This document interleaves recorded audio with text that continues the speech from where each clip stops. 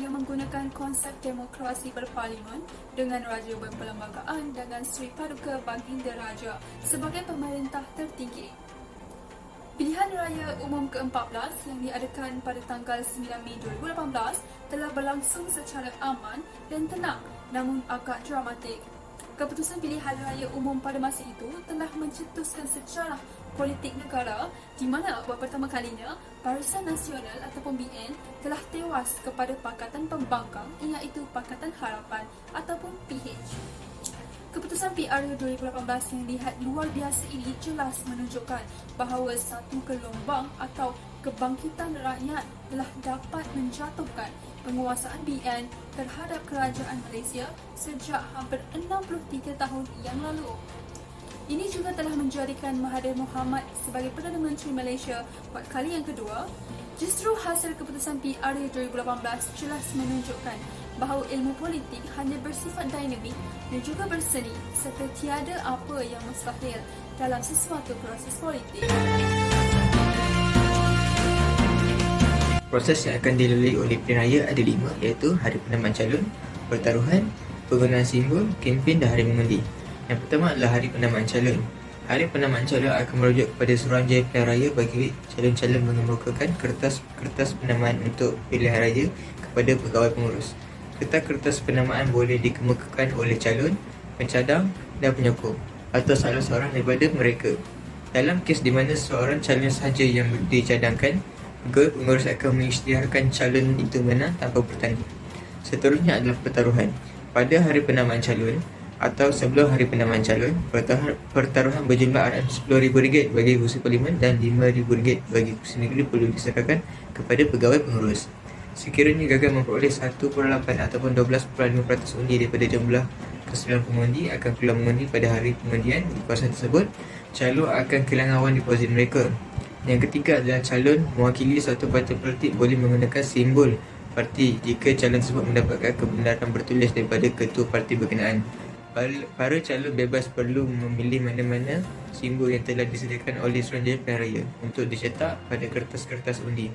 Yang keempat adalah kempen. Kempen hanya boleh dimulakan selepas selesai proses penamaan calon dan mesti dihentikan pada jam 12:30 malam sebelum hari pengundi.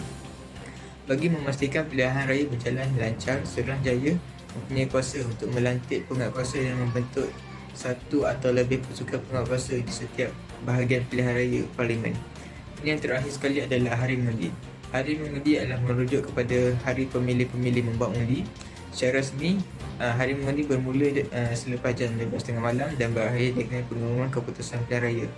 Bagi kawasan-kawasan pedalaman, unit-unit bergerak digunakan bagi memastikan kelancaran membuat undi. Waktu membuat undi mungkin berbeza di antara daerah-daerah. Seterusnya, saya akan mengulas dengan lebih lanjut mengenai faktor-faktor perubahan kerajaan pada Pro 14 yang menyebabkan kekalahan BN kerana rakyat sudah berpaling pada PKR. Antara faktor utama ialah mengenai isu 1MDB.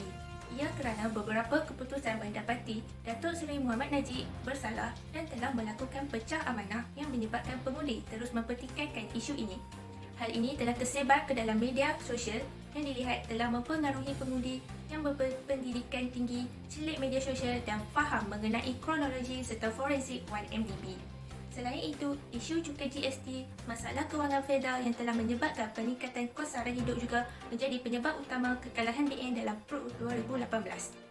Kemudian, kemerosotan kerusi BN di Sarawak pula disebabkan pemecatan Syafiq Abdal dan penubuhan warisan isu rasuah kerajaan, persekutuan dan negeri.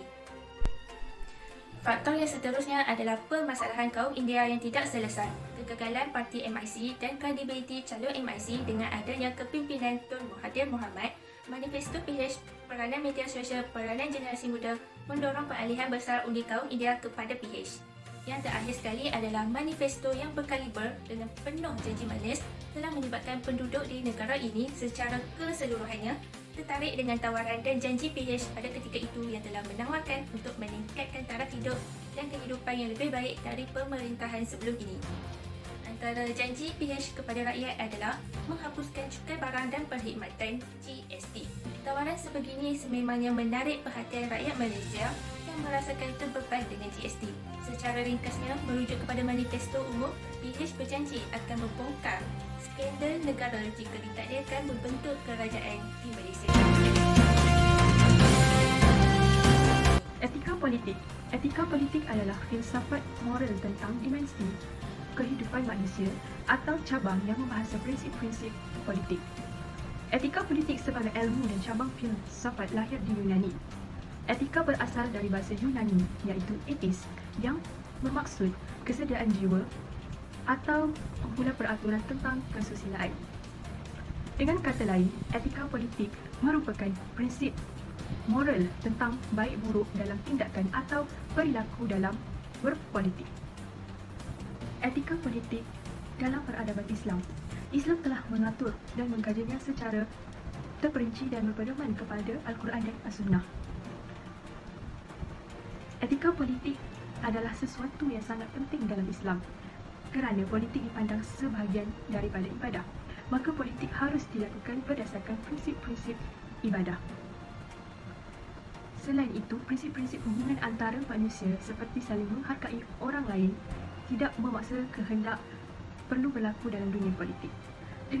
Dengan demikian, segala tindakan yang baik, adil, beramanah dari pemimpin akan mendapat syafaat selama pemimpin tidak keluar dari landasan yang telah digariskan oleh Allah SWT dalam Al-Quran sebagai petunjuk bagi seluruh umat manusia untuk mencapai kebahagiaan dunia dan akhirat. Etika politik dalam peradaban barat. Menurut peradaban barat, Socrates merupakan bapa falsafah politik serta etika atau falsafah moral.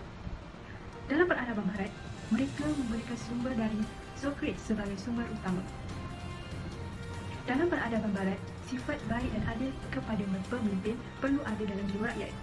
Dalam peradaban barat, mereka menggunakan fahaman Stoicism iaitu cara hidup manusia tentang internal. Stoicism terbahagi kepada dua iaitu bijak dan juga rasional. Dan terakhir sekali, secularism adalah pemikiran asas bagi politik mereka. Akhir sekali, gagasan wawasan 2020 untuk pembangunan negara akan berakhir pada tahun 2020.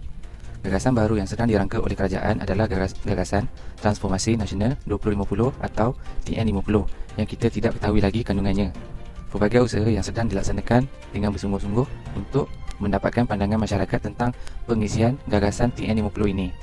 Universiti Kebangsaan Malaya telah membahaskan cabaran utama yang perlu ditangani oleh negara menggunakan pendekatan Islam yang bersifat peradaban. Cabaran tersebut ialah politik dan kepimpinan yang berhubung dengan pembangunan sosial dan kepribadian anak muda dalam memperkasakan modal bagi insan membangunkan ekonomi. Selain itu, pengurusan sistem muamalat yang mesra dengan rakyat dan pembangunan sains, teknologi dan alam sekitar akan lebih lestari. Hal ini kerana pendekatan peradaban yang berteraskan nilai-nilai Islam yang telah diamalkan di Malaysia sejak merdeka lagi. Sebagai kesimpulan yang dapat dikaitkan daripada artikel peradaban Islam teras transformasi nasional ini ialah kita dapat mengetahui di mana dahulu pihak penjajah menggunakan ilmu sains dan teknologi untuk mengajar anak muda kita lebih menggunakan budaya barat dan bukan menggunakan nilai-nilai Islam. Selain itu, mereka menggunakan peradaban barat sebagai urusan dalam kehidupan seharian mereka. Di samping itu juga, pendidikan agama juga telah diterapkan daripada peringkat yang rendah kepada peringkat yang lebih tinggi. Hal ini kerana kita dapat melihat di mana rakyat terdahulu kurang diberikan didikan agama dan ada daripada mereka mula mengikut budaya barat ini.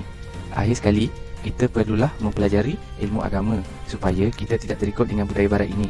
Hal ini kita dapat melihat rakyat terdahulu lebih mudah terikut kerana kurangnya didikan agama yang berada di dalam diri mereka.